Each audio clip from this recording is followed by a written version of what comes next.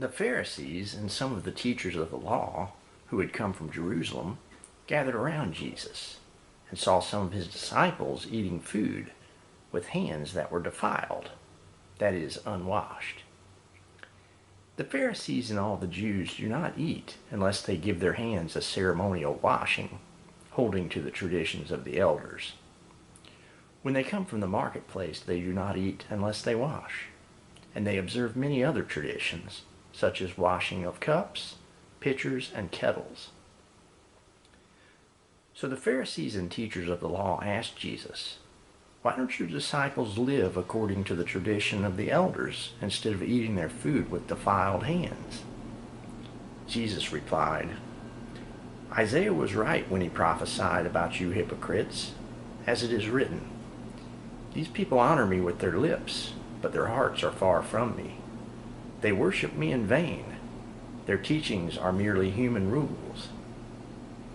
You have let go of the commands of God and are holding on to human traditions." And he continued, "You have a fine way of setting aside the commands of God in order to observe your own traditions.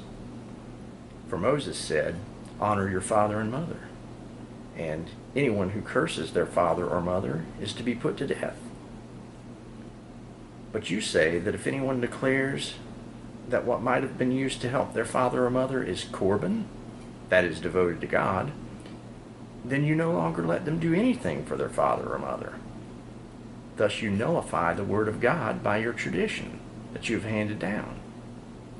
And you do many things like that."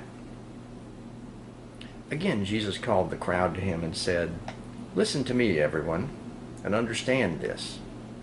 Nothing outside a person can defile them by going into them.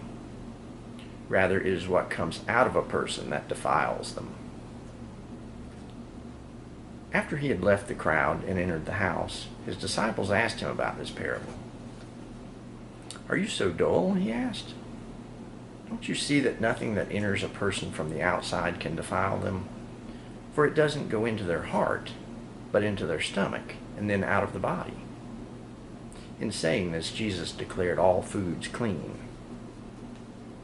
He went on, "What comes out of a person is what defiles them, for it is from within, out of a person's heart, that evil thoughts come.